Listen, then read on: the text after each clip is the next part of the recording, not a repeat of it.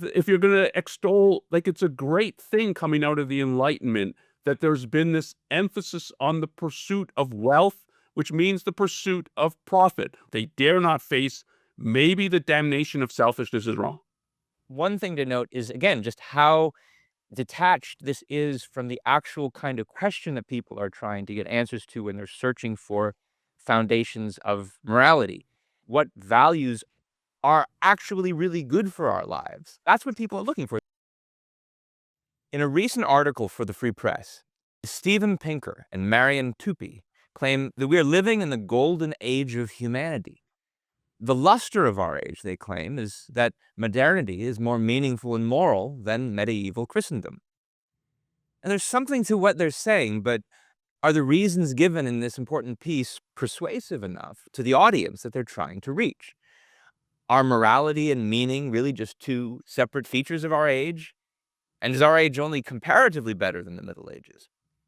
What philosophical alternatives might help us better understand these issues? Well, welcome to the Ayn Rand Institute podcast. I'm Ben Baer. With me is ARI Senior Fellow Ankar Gate. We're going to grapple with some of those questions today about this very important piece. And uh, Ankar, I wanted to start off by asking what you thought was important about this piece and why you think it's worth discussing today.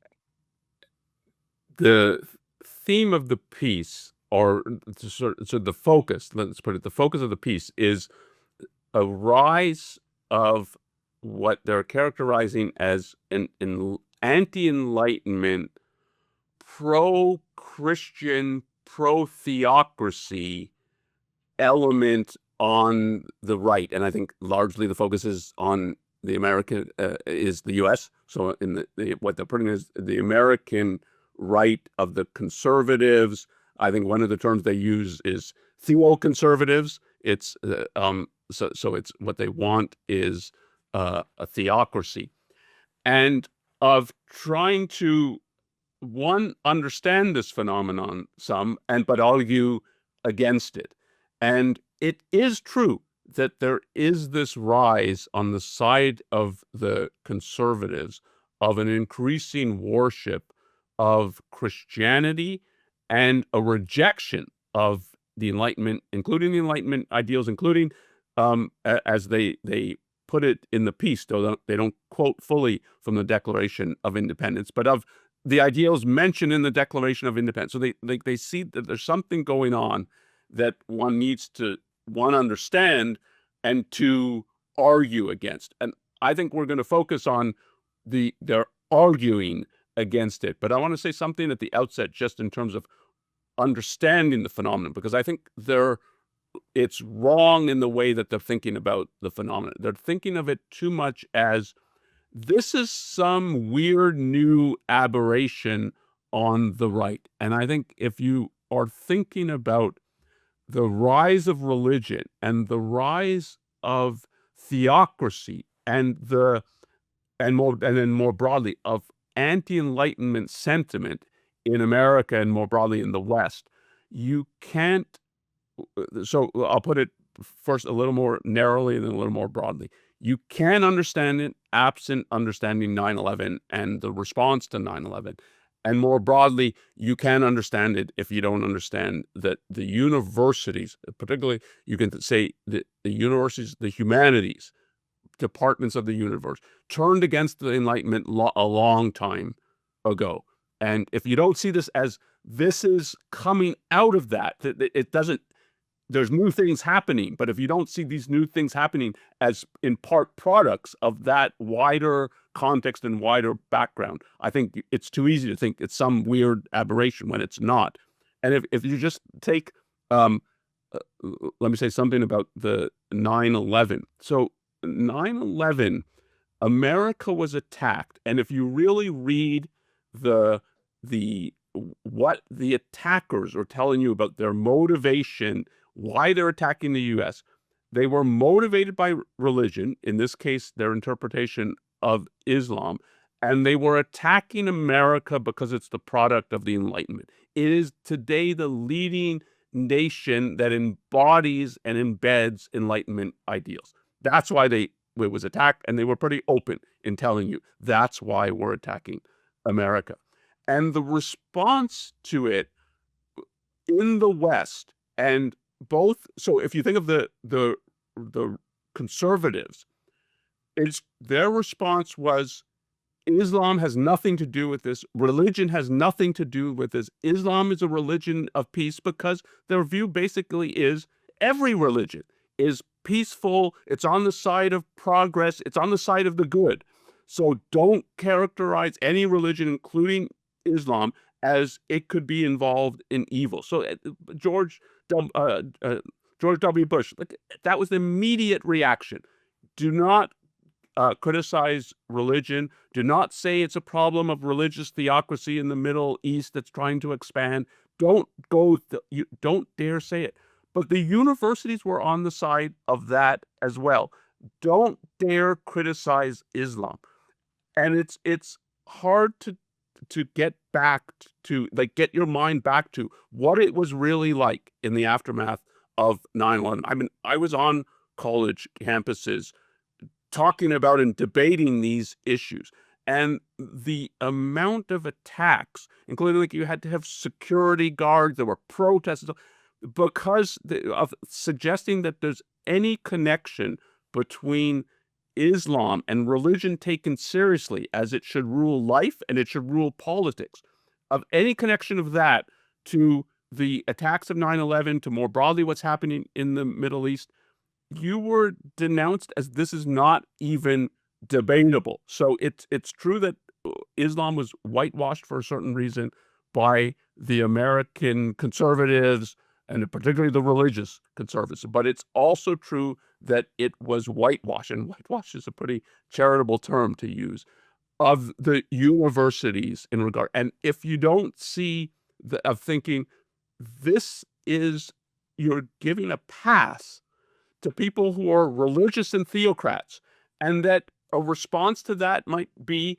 like, and we're in an actual war, that, well, they have their Islamic theocracy, what we need is a Christian theocracy.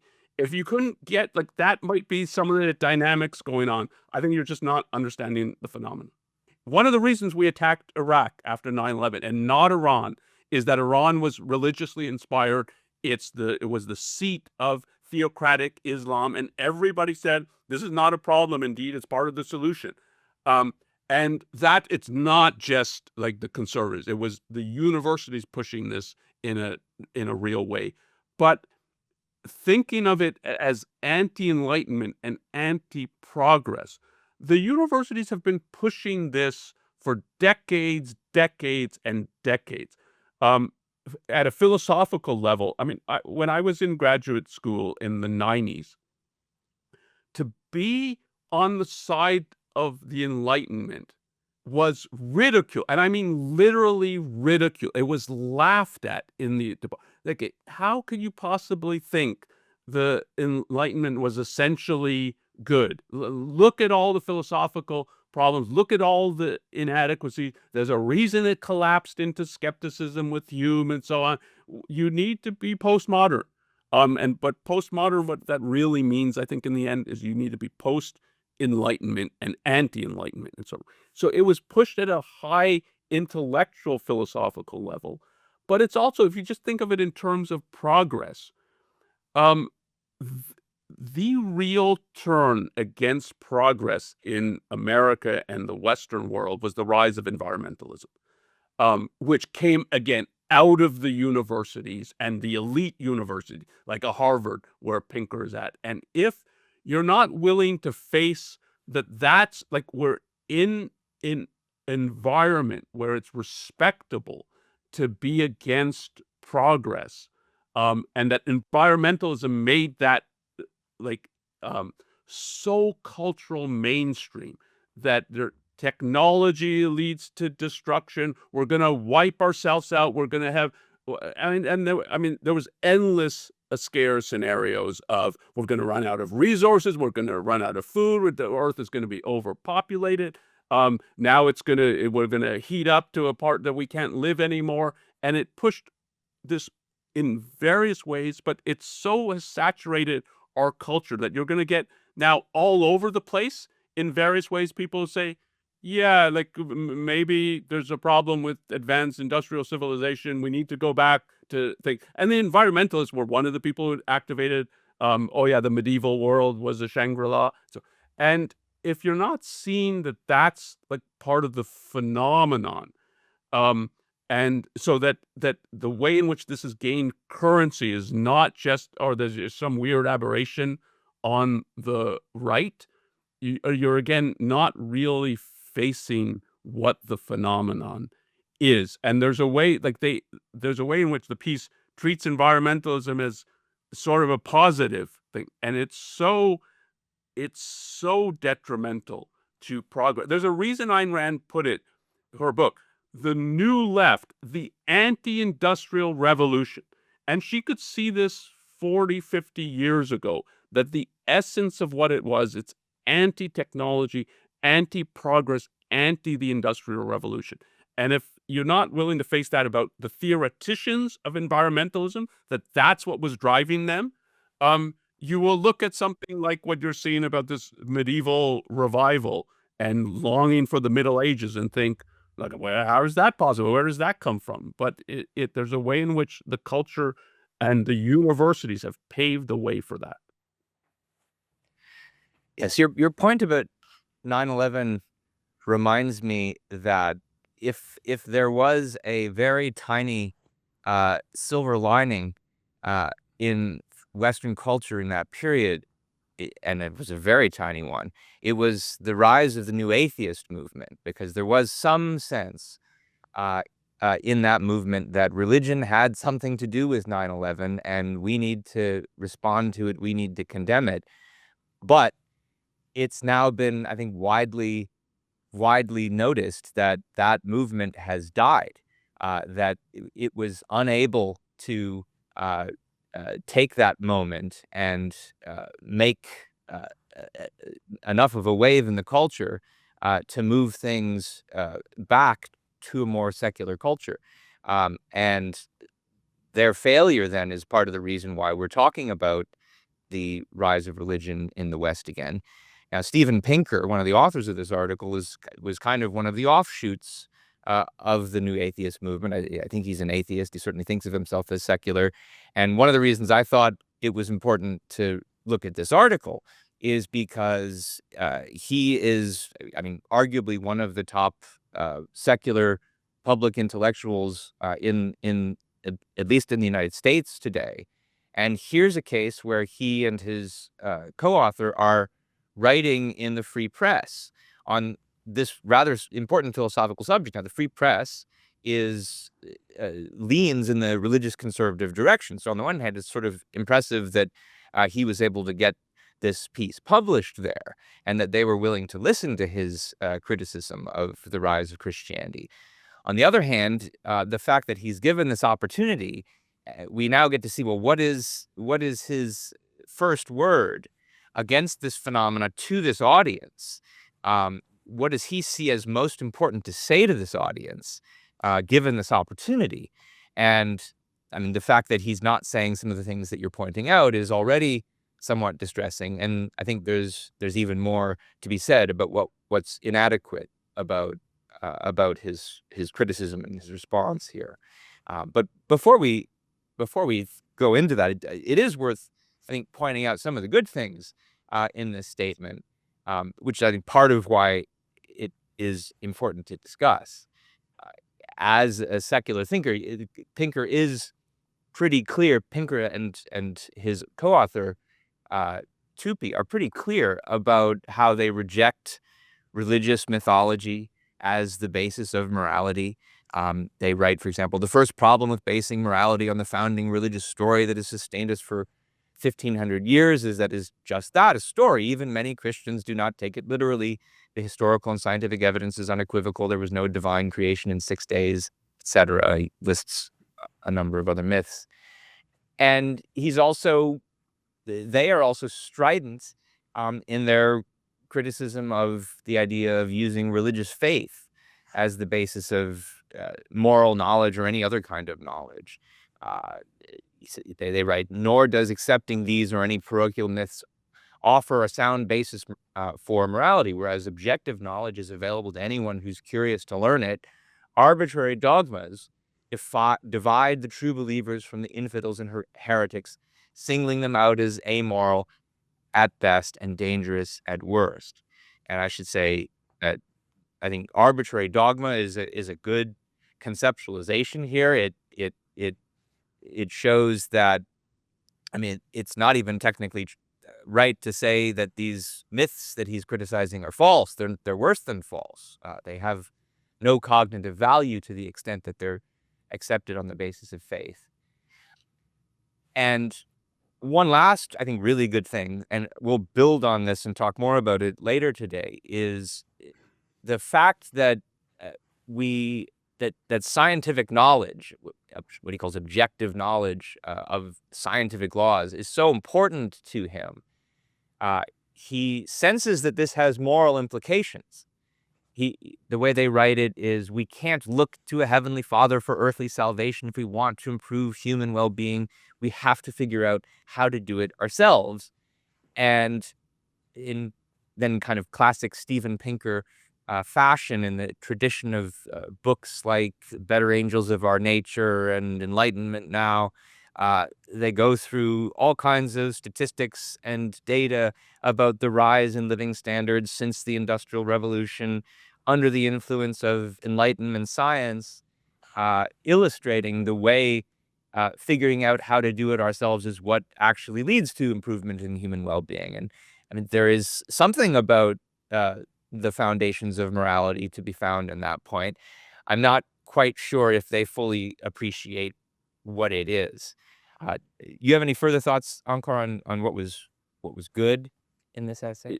Yeah, I want to emphasize or underline some of what you said. So you rightly highlighted that one of the ways they talk about religious faith is it's an arbitrary dogma. It's you've got no reasons to believe what you believe, but you believe it despite having no reasons, and that there's something really, really wrong with that, and morally wrong with that, which is true. That it is, if you're believing things for which you have no reasons, that's you're morally doing something wrong. And the more the culture emphasized that, the more you got that, it's no, like if your ideas are not based on reasons, you're not entitled to them. You need to discard them. So the that is a kind of enlightenment position. It's part of what's best about the Enlightenment. It's true that our world today does not do this, does not cast aspersion on it in the way that it should be cast aspersion on. They are, and it's good. And part of the consequence that what you read, divide the true believers from the infidels and the heretics, singling them out as amoral at best and dangerous at worst. It's you're clinging to some dogmas for no reason, and somebody else in some other town or some other nation or some other continent doesn't have those same dogmas, and you look at them as though, like, oh, so they must be doing something wrong. And I mean, this has been pointed out often, but it's important that it's if people born into Christianity become Christians because they don't have any reason for it, but it's what their adults and people around them seem to believe, so they just adopt it for no reason. If they were born in an Islamic country, they would believe in Islam, not Christian. And if you move these two people at birth, the one who's a Christian would be a Muslim, and the one who's a Muslim would be a Christian. That's the sense in which it's so baseless of what they believe. But it also, if people have rightly think, like, we live in a more tribal age, and religion is part of that tribalism.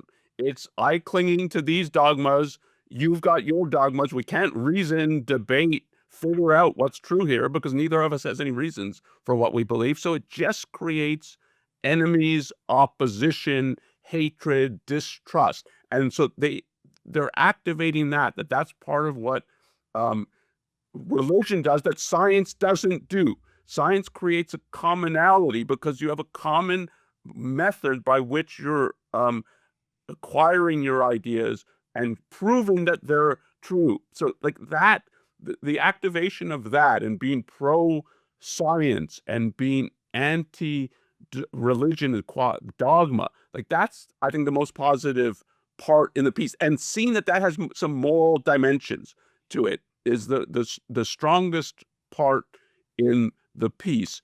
The rejection of myths, I think of it as, like, and I think that this is a good thing in the piece. I would put it as it's a rejection of two worlds and the kind of perspective that Christianity, but more broadly religion, teaches you that there's two worlds. There's this world and the world to come, or the world beyond. And what's really important is this world beyond this world that we actually don't know anything about. We can't even prove that there is another world and so, but we're going to believe that there is one, and we're going to subordinate and denigrate this world and focus on a world that is in effect a make believe or a myth. Um, there's an element of that they're really pushing back on that. And then what was good about the Enlightenment is it was focused on this world and understanding this world and creating in this world and pursuing values in this world, not waiting for some Shangri-La in the next world. They're good on that. It's too strong, I think, to say they're rejecting the supernatural. And part of what you read is evidence of that. To reject miracles, you do not need a lengthy historical or scientific program to reject miracles. Miracles basically are the idea that either the whole next world or God and his minions are not subject to the laws of nature. And that's a philosophic issue, not like science can't establish that. Like science doesn't show you that there's no miracles. Philosophy shows you that the whole idea of a miracle is something that's allegedly transcends the laws of nature, putting it in philosophical terms, laws of identity, of causality. And it's literal nonsense to think that. That's established philosophically.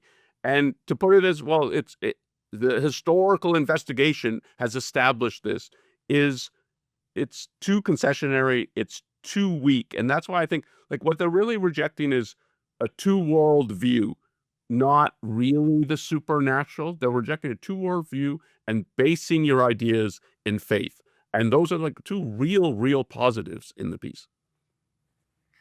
So there's real positives, but as I think you've already started to aver, it's not quite positive enough, or it doesn't go far enough. And I think the same thing is true when it gets to talking about religious morality as such. Um, Pinker and Tupy both attack. They spend more time attacking, in effect, Old Testament morality than new. There's even a suggestion that Jesus may have made some humane advances, as they put it, but when they attack Christianity, it's from the perspective of the followers of Christ defaulted, went back to Old Testament morality. They weren't paying attention to his humane advances. Because of that, in the Middle Ages, that's why we get slavery, persecution of heretics, imperialism, conquest, etc. And then the question is, well, why? What explains why Christianity permits this? And there's I think there's something to their explanation, but it's at best superficial, and it's worth reading a passage here where they outline this. They write, the blind spots of pre-modern Christian morality are not incidental. A moral commitment to the salvation of immaterial souls may sound uplifting, but it is not the same as a moral commitment to the well-being of actual humans. It rationalizes earthly suffering, which is, in this view, an infinitesimal fraction of one's existence, and it incentivizes crusaders, inquisitors, and holy warriors who are sparing people from an eternity in hell while reserving for themselves an eternity in paradise. And like I said, I mean, there's something to what they're saying there, but I think it's superficial because nobody can really be sincerely committed to saving immaterial souls as a goal in life. And for some of the reasons we've talked about, because it's such an arbitrary idea that there's no way it could really enter your motivational system. And there's also just the issue of precision.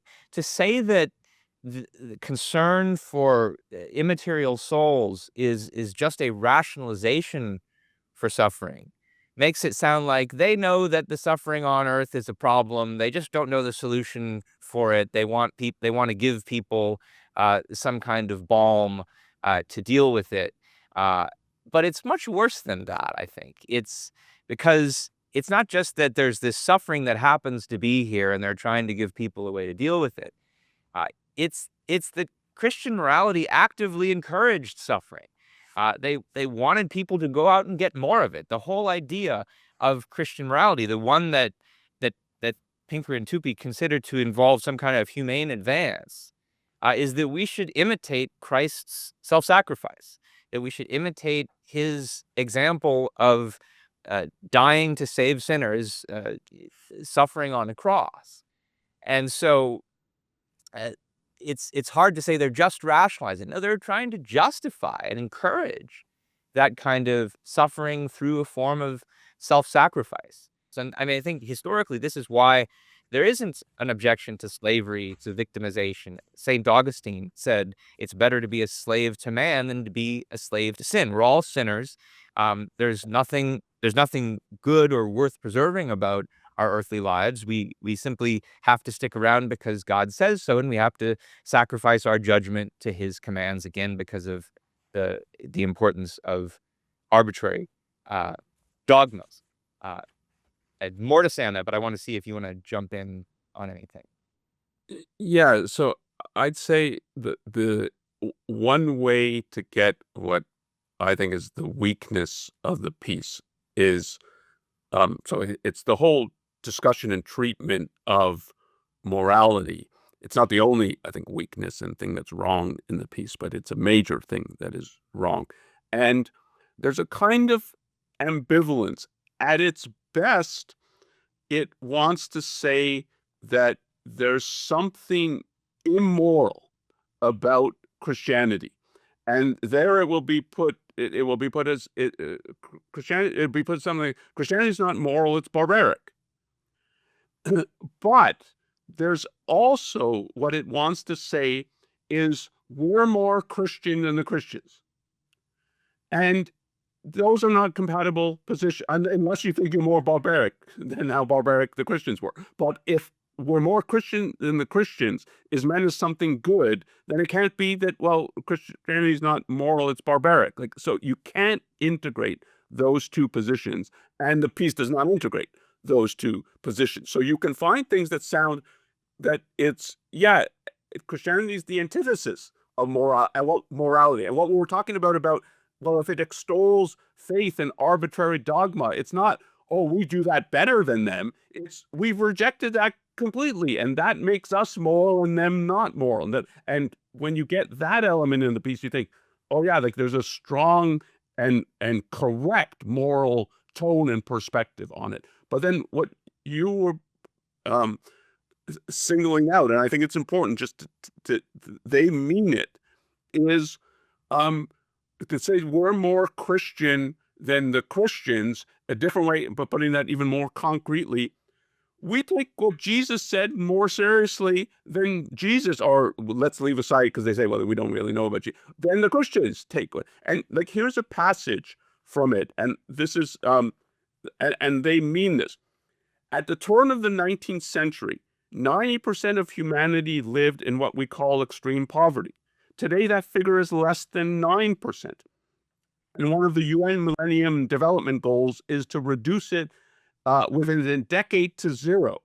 In that regard, we are morally more ambitious than Jesus, who said, "The poor you will always have with you." And that's taking it. What Christianity says is that your whole moral obligation, you're not to care about yourself. If you have to sacrifice yourself, that's what you should do. It's even stronger than that, as you were emphasizing, that the real target is you should sacrifice. That's the essence of morality. But even if you put it as it will often be put about, well, it's about helping the poor. And so it's, yeah, that's your goal. Why is that your goal and your duty? We'll can talk about what their sort of pseudo explanation of that is. That's what it is, though. That's what morality is. Everybody knows that. that's what morality. We do it better than Jesus and the Christians, and that's very different than saying no, there's something barbaric and immoral about Christianity, and it's trying to do both, and it's unsuccessful, unsurprisingly. Yeah, I definitely want to come back to the way their article and framework is just totally enmeshed in the very Christian worldview that they think that they're challenging, and then how they try to explain that. But just before we get to that, one more example of this is that the one of the final sections in the piece is a discussion of anti-Semitism. And at first it looks like uh, this is one of the stronger parts of the piece, because they're making the strong claim that it the r- the the recent rise in anti-Semitism is itself attributable to the rise in Christian nationalism, which they are, trying to be critical of. And they rightly note that part of the reason for this is, of course, because nationalists talk openly about uh, erasing the separation between church and state, and how Christianity needs to govern society in a way that would work to the exclusion of Jews. And so, of course, you would expect this to correlate with anti-Semitism.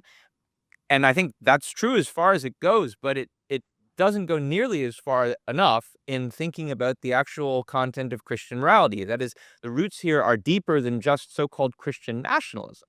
The roots go all the way to the quote unquote humane advances of Christ, because the i- anti-Semitism traditionally has been empowered by those very moral edicts that Christ and his followers had contempt for reason as opposed to faith. They had contempt for the profit motive. They had contempt for money making. He casts the money makers out of the temple. So intellectualism, cosmopolitanism, the profit motive, money, these are the traits that come down to the concept of selfishness that are stereotypically associated with Jewish culture, which Christian morality then ends up opposing on the basis of its moral doctrine, not just for kind of standard tribalistic reasons, though those feed into it, and the morality empowers that kind of tribalism. And so it's just a major oversight to not think, no, it might be something about actual Christian morality that's making anti-Semites think there's something morally offensive about Jewish culture, and that's why they're then targeted, and that's what allows them to rationalize their targeting. Uh, so Yeah, let me say just something broader about that, because I agree with you completely about the it's a half diagnosis of the anti-Semitism, so it's not going to the roots of it. Um, I think the piece on this in this regard is even more problematic than that, because I think the broader point is this is one of the excuse me.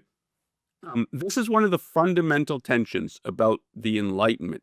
So the Enlightenment is pro-production, pro-values, pro-trade. So that you're getting something like Adam Smith's, and they're activating some of this, the wealth of nations, that wealth comes on the scene, like the massive production of wealth comes on the scene with the Enlightenment, the Industrial Revolution, and then into the 19th, 20th, 21st century. The reason they can say like the 21st century is we're at the height of human civilization, is that we're at the height of the production of the values that sustain human life, that was made possible by the Enlightenment, Industrial Revolution, free trade, free markets, and they activate some of that in the piece. But they have this um, superficial characterization. If you're thinking about the Enlightenment and what the philosophical ideas necessary to create the Enlightenment and what the counter-Enlightenment forces argue, there's this about when they're starting to talk about wealth. It's Westerners have been complaining about how wealth causes moral decline for millennia. And that's true, but in a way deeper way than they suggest. They've been complaining that wealth and morality don't go together because they've been taught over and over, most importantly by Christianity, or most significantly by Christianity, but not only by Christianity. It's part of the Western um, philosophical trend that's false and destructive. They've been taught that selfishness is evil. Um, and yet, the creation of wealth, anybody who's really a producer knows that they're doing it for themselves. They're producing for themselves. They might be, uh, I mean, also like friends and family, but it's a selfish activity. The pursuit of happiness in the Declaration of Independence does not mean the pursuit of the happiness of your neighbor or of the poor. It means the pursuit of your own individual selfish happiness. And it is true that there's a tension then between what morality has taught for millennia, that selfishness is evil, and if you're going to extol, like it's a great thing coming out of the Enlightenment, that there's been this emphasis on the pursuit of wealth, which means the pursuit of profit, which is, as you were saying, selfishness. And you can't like wave away that tension in Western culture by just like saying, oh, there's always been people complaining about wealth and morality don't go together. It's a deep problem about how we think about morality, that we can think that. And they're trying to um, glide over it because they dare not face it. They dare not face maybe the damnation of selfishness is wrong. Yeah, and we should talk more about the issue of wealth because it intersects with the issue of meaning that they want to comment on. In many ways, the subject of their essay is the the rise of religion as a response to this kind of contemporary crisis of meaning, where part of what that means is we're surrounded by material abundance, but what's it all for? And what does it give us? Does it give us any kind of purpose? And uh, there's another way in which they try to uh, cast this aside and explain why this shouldn't be the problem that religious people think that it is, but in a way that is, again, I think, rather superficial. And there's a few select quotes here. So uh, they, by drawing on the data, the historical figures about the rise in living standards, they point out few of the complainants have reflected on how it was wealth that gave them the luxury to complain about that wealth. And then it's easy to condemn gluttony, but searching for life's meaning is surely easier on a full stomach. And one more, the wealth that theoconservatives find so corrosive funds the education and leisure that allows individuals to contemplate meaning, whether it be in work, family, community, nature, science, sport, art, or yes, religion. And this is just way too dismissive of what the real problem is supposed to be here, which I think really leaves aside the what people are actually worried about, to the extent that they have an honest worry here, which is uh, where do we get guidance in life? When they are asking for meaning, they're not just looking for some fancy form of entertainment. They have questions about the way they should live their lives, what they should live for, why they should do it, how they should do it. And I think that's at the core of what is often meant by a kind of crisis of meaning. And the most that they have to offer in response to that kind of question is some of what you were commenting on before, that kind of doubling down on we're being more Christian than Christ's own followers. The vanquishing of early death, propelled not by prayer but by knowledge, may be humanity's greatest moral triumph. If being spared the agony of losing a child is not meaningful, what is? Well, uh, this is just sort of talking past the big question, though, because it's it, if you're the one whose child is spared, if you're a parent who loves their child, and some scientific advance enables you to save their life, what's meaningful about that? He doesn't actually answer the question. Is who is it meaningful to, and for what, and why? And why is it meaningful to have a loved one saved? Meaningful for what purpose? Is it meaningful for the purpose of self-sacrifice? It meaningfully allows you to give something up for the sake of a greater good? Well, no, you're not giving something up. You've saved a value uh, for yourself. So again, the kind of issue of selfishness versus sacrifice is being evaded there. And one last, I think, revealing quote. Uh, a- they reference this historian Arnold Toynbee, a chronicler of human civilizations over the millennia, once remarked that our era will be chiefly remembered in future centuries not as an age of political conflicts or technical inventions, but as an age in which human society dared to think of the welfare of the whole of human race as a practical objective. Complete lack of meaning indeed. And so the most they seem to be able to offer, here's what the Enlightenment era has to offer people for meaning is thank goodness we can now all sit back and think about the welfare of the whole human race as a practical objective, which of course is hardly anybody's actual objective.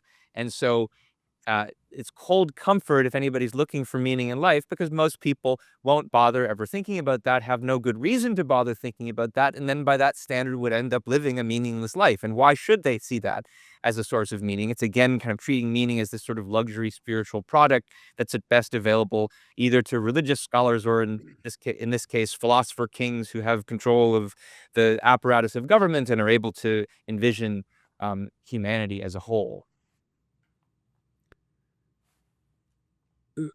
I want to say another aspect of this, which is, or a different way of looking at it, is in the way that it's too accepting of Christian morality from its emphasis on sacrifice. It's also too accepting of it.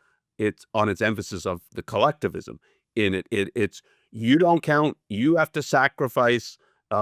That's the epitome of virtue. It's other people, God, who count. Your neighbor and God. That's who you should be on your knees bowing to. There's a real element of this of, yeah, look how well we do it, and we have a focus on the whole of humanity who we're serving. So there's a deep collectivism in the piece that, looking at it from the perspective of the Enlightenment, the essence of the Enlightenment was a birth of individualism. The individual reasoning mind is what reaches knowledge, um, and the individual should be pursuing his own happiness. And if he lives in a free society, he's able to do that. The idea of rights, which they mention but never really talk about, is an individualistic idea. It's that it doesn't matter what the majority say. It doesn't matter what the kings and aristocrats say. You have a life that you should be trying to live. You need to live in a free society, free from other people. Like, the freedom means free from the coercive interference of other people, so that you are actually able in society to pursue your own individual happiness.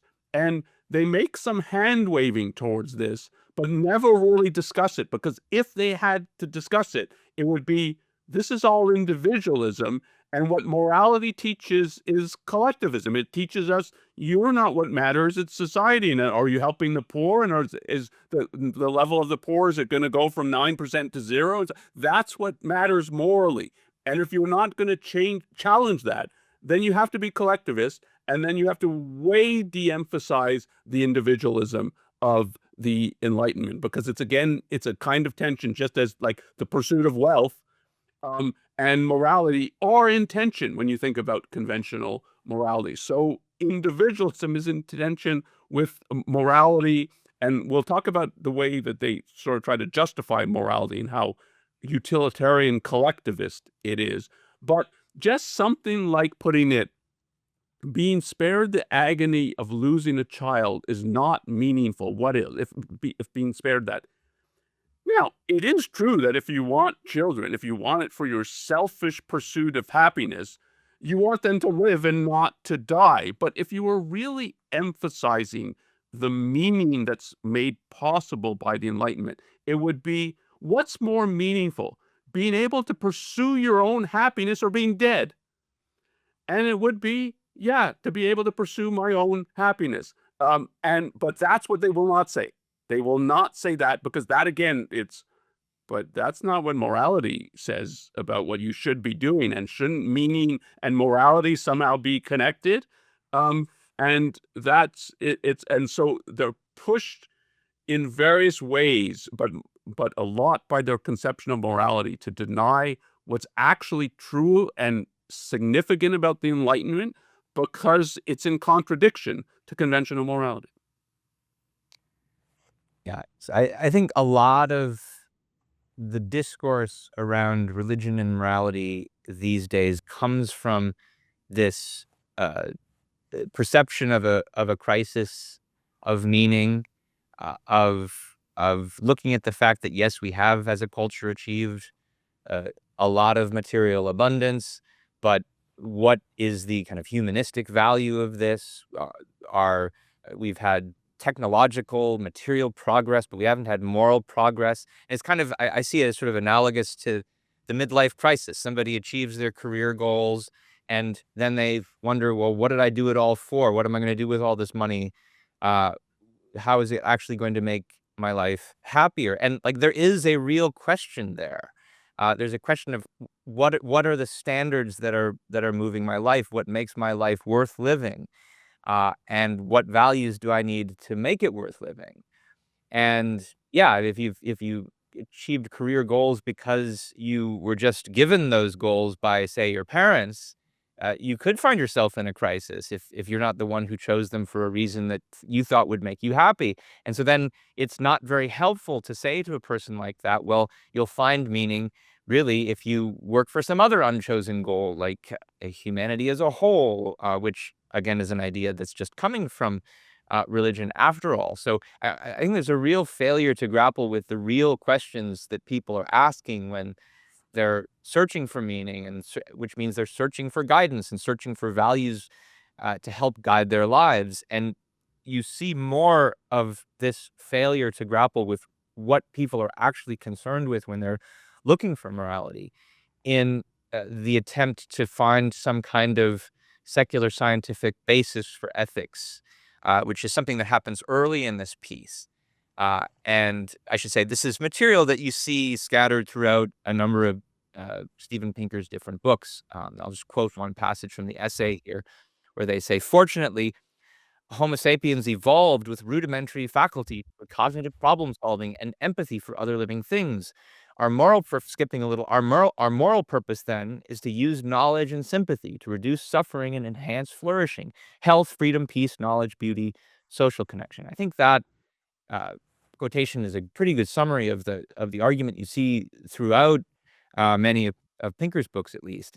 And it's nothing especially original. I don't think he claims it to be. It's really kind of just an amalgam of ideas he's taken from other philosophers like Peter Singer and Derek Parfit and various modern utilitarians. And essentially, what he's doing is offering a kind of evolutionary argument for ethics, which, because evolution is scientific, therefore, this is a scientific argument for ethics. The idea is evolution gives us a kind of inbuilt sympathy, um, but it only gives us sympathy for our tribal kin, which at most gives us uh, a reason to care for people tribalistically. That's not yet morality, even by uh, Pinker's own admissions. But we also have reason. Reason allows us to abstract from particular situations, to think about things universally.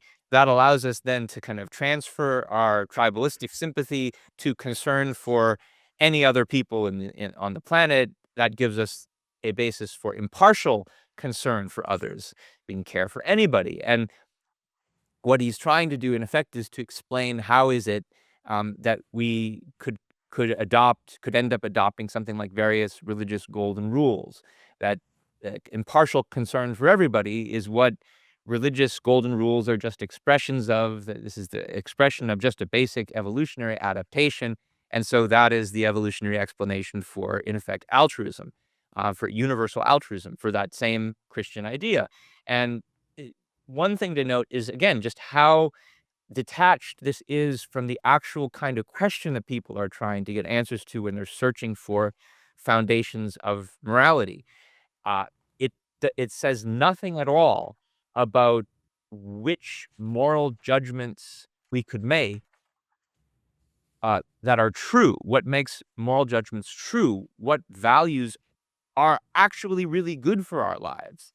People That's what people are looking for. They're looking for real answers to questions about morality. But what this kind of quasi-scientific evolutionary argument, all it does is, well, this explains why uh, you believe certain things about morality, why you practice certain things. It doesn't explain why what you practice is actually good, why it has some truth value to it. And again, of course, it just ends up assuming the framework and conception of morality that has been taught by religion, trying to explain, well, why is it that people come to adopt this religious view of morality, which is again impartial concern for others, the various golden rules and calls for self-sacrifice. And it's it's a strange attempt because it it has a blind spot for all moral thinking prior to Christianity, which it then does not explain, because this is really a Christian contribution to Western thinking, that morality consists in essence uh, of impartial concern for others and self-sacrifice. I've written about this in the past. The biblical scholar Bart Ehrman has a new book coming out explaining how it was Christianity that really contributed altruism to the world, a book called Love Thy Stranger. And that tells you right there that it's not even trying to explain the right thing, because it doesn't explain why ancient Greek philosophers, for example, had the moral theories that they had prior to the development of Christianity. It would be a very strange thing if that evolutionary module that is supposed to be our adaptation only came online sometime around the time of Christ, but not before that. And so the result of this is that he's trying to explain the thing he's trying to explain is actually a belief he has taken unwittingly uh, from Christianity, from uh, our Western religious culture.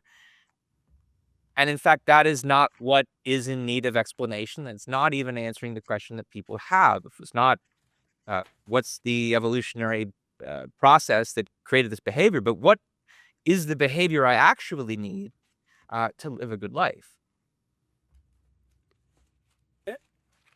And when you look at the sort of encapsulation of how they think morality is justified, it's the issue of the individualism collectivism is again um, so confused that they don't want to be full collectivists, but they don't really know what to do with the individualism and will not come out and champion. Anytime it gets close to talking about individualism, they're going to denigrate it in the way that they say, oh, well, what we're not saying is what secular morality leads to. We're not saying like what and then they quote Alistair MacIntyre's diagnosis that the Enlightenment left us with a morality that loosed from theology, so detached from theology, consists of, quote, nothing more than an individual's personal judgment, close quote. It's like, we're not saying that. And you don't have to have that perspective, because what we're saying is, no, what you get is a collective goal, and it's very open. It's quoting from the piece again, the free exchange of ideas, goods, and people. So, like, this is the free markets, the capitalism that arose out of the Enlightenment, which was highly, highly individualistic. What it did is expanded our circle of sympathy from clan and tribe to all of humanity.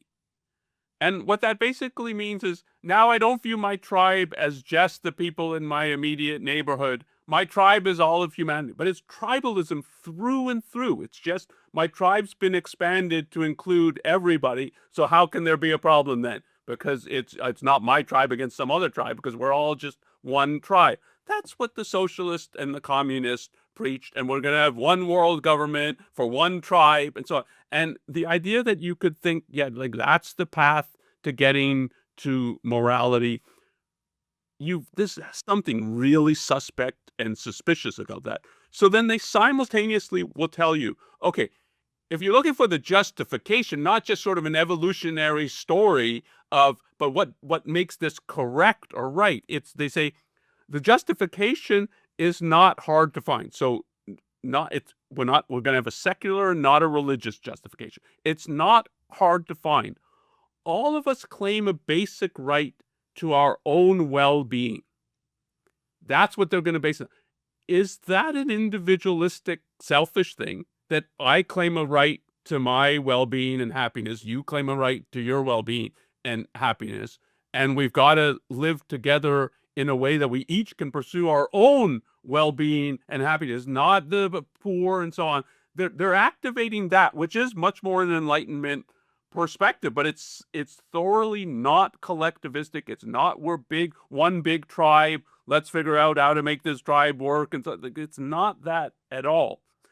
But then they go back on it, and this is the issue of impartiality, and they don't recognize that this is a contradiction. And I think there's a certain reason when I want to talk about why they don't. So that this is their summary. Morality then follows from basic self-interest, and that's like you care about your well-being and so from basic self-interest combined with sociality and impartiality. That they get you get some stew of these things, and somehow you get morality out. I mean, putting it a little negatively, but that's what it amounts to. And the sociality is, for some reason you care about other people, and this is the kind of evolutionary, you have a tribal perspective. And so a real understanding of that man is a social animal is, yeah, I would want to live in a society where everyone is pursuing their own happiness, like where they are selfish, self-interested, concerned with their life and happiness. I'll be able to work with this people, trade with this people, admire these people, love these people. There's something like we are profoundly social animals in a certain sense, but only if we're individualistic and selfish, properly understood. And the impartiality, how that does that mean you should be impartial about your self-interest and someone else's and sacrifice your self-interest and happiness when it helps the poor? Is that what impartiality means? Often that's what it means, but it's a package deal. And here what it means is you have to be principled. Impartiality means you can't just go like by your whims. You need a real justification, and justification is in terms of principles. But that's true. Morality is a system of principles, but that doesn't make it collectivistic, and that's what the package deal is. That it's impartial can mean it's got to be principled. So what I say about what is in my self-interest, if you're of the same species, you doing that same kind of thing will be in your self-interest. So if it's in my self-interest to live in freedom, it's in your self-interest to live in freedom. And if we're trying to create a society where each of us can pursue our self-interest, it can't be I'm free and you're enslaved. There's a contradiction there, but it's a contradiction because you're not looking at it in a principled way. But it doesn't make the goal collectivistic. The goal is still you pursue your self-interest and happiness. I'm going to pursue my self-interest and happiness. We have to both do it in a principled way. And impartiality, the way they use it, glides over or equivocates between those two things. And that's why they can simultaneously tell you it's through and through tribal, and yet it's based in self-interest plus impartiality, and somehow you get some kind of stew that this all works. And like if you know philosophy, this is such a hash of it in effect trivializes philosophy. Like it's easy to get morality, this is how it works, and all it's really doing is justifying conventional morality.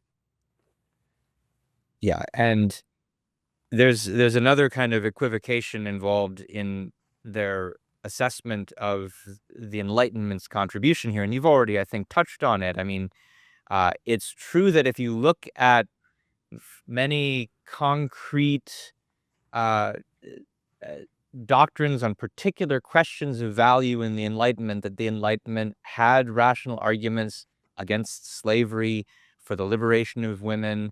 And if you etc. And if you describe it that way, you can say that the morality offered us a set of values that were grounded in reason. Uh, at the same time, when Enlightenment philosophers were actually doing moral theory, when they were thinking about what morality is, where it comes from, what it's for, this is where you don't see that. You don't see them doing much more. I mean, there's a few tiny exceptions, but you don't see them doing much more than trying to find a way to secularize Christian morality. And yet, that is what we actually need is a secular alternative uh, to Christian morality, a rational basis for a a non-Christian, non-sacrificial morality. And while it would have been nice if the Enlightenment had offered such a morality grounded in reason, it didn't. And yet, there's still something we can take from the Enlightenment. We can look at the concrete values that it upheld and its reasons. And you and I have both written separately on this. There's a way to see uh, an actual foundation for a rational morality that treats these kind of Enlightenment values as a starting point, as the data. I mean, if you think about what did the Enlightenment stand for above everything else, it stood for the rational pursuit of truth. Uh, and, well, what if you could think of the rational pursuit of truth as itself a value that presupposes a certain approach to morality? So think, for example, of the virtues of honesty and integrity and independence and justice. They're all in one way or another concerned with the pursuit of truth, with not faking reality, with practicing what you believe to be true, with thinking for yourself, with recognizing what's true about other people. Uh, those are moral virtues, not just, in effect, scientific virtues. And that's all then especially the case if you recognize, and this is where the Enlightenment wasn't quite there, that truth is not just an end in itself. That the more truth you get, the better means you have of shaping the world to your purposes. In other words, there's a kind of moral virtue connected with truth attached to productiveness. And this is where the human progress comes from. And this is in effect the moral code that Ayn Rand helped discover. This is the Ayn Rand Institute, and we'll share some resources about this in a moment. But because of the fact that this pursuit of truth is not just an end in itself, but a means to the end of human life, productiveness is at the core of human morality. And it's productiveness, as you've been stressing, Ankar, first and foremost for yourself, the pursuit of happiness. And this is why she also saw pride and not humility as a virtue. And so here I go back to that line that I quoted from the Pinker and Tupy essay, that I thought, yeah, there's something to this, but do they appreciate it? They said, if we want to improve human well-being, we have to figure out how to do it ourselves. Yeah, that is at the core of human morality. But if you take really seriously that we have to do it ourselves, that only the individual can think for him or herself, can discover truth for him or herself. There's no collective thought process. We're the ones who have to do the thinking. And the reason that we have to do it is because we have to do it if we want to live our own individual lives. And this gets to the issue of individualism versus collectivism that I think you're right, Ankar, they've been papering over, that it's only the needs of an individual life that give meaning to any kind of value concepts. And if there's anything at all that evolutionary theory has to say that's in any way relevant to ethics, it's not because it explains why we have some inborn tribal sympathy. It's because in order to give any kind of evolutionary explanation for any living species, you have to talk about what sort of adaptations help the individual species, a member of a species, survive. And there's this kind of value framework that's built into biology when it talks about what's good for the organism. And that's just the same individualistic approach. The idea that it's only the survival needs of the individual organism that give rise to the whole vocabulary of values, and translated then to human beings, it's because we need to make choices about which values to pursue, and because we need to turn on our mind in the first place in order to pursue the truth. That's why we need guidance. That's why we need a code of values in order to figure out how to live a good life. And that's the kind of answer that people who have all these questions of meaning are looking for. They're looking for a way to answer the question, how should I live, given that I need to make these choices, given that I need to use my mind to create the values that I need to live as an individual? And unfortunately, that's just not what the Pinker and Tupy article is doing. And it's not what I think the more general uh, uh, secular humanist atheist movement is even beginning to start to offer to the people who are looking for these answers to these very important questions. But it is what Ayn Rand understood. So there's a way in which I think reading this article, what you should see if you're thinking philosophically about it is this is just echoing many of the contradictions that existed in the Enlightenment. And rather than taking seriously those contradictions existed, they're what led to the downfall of the Enlightenment, or at least the partial downfall of the Enlightenment. The Enlightenment no longer is a crusading ideal. And they're in part, that's, I think, in part why they're writing this piece. It's like you've got these people on the right who are like now openly anti-Enlightenment. And how can you be openly anti-Enlightenment? And they're trying to sort of wrap their heads around that and give some kind of explanation.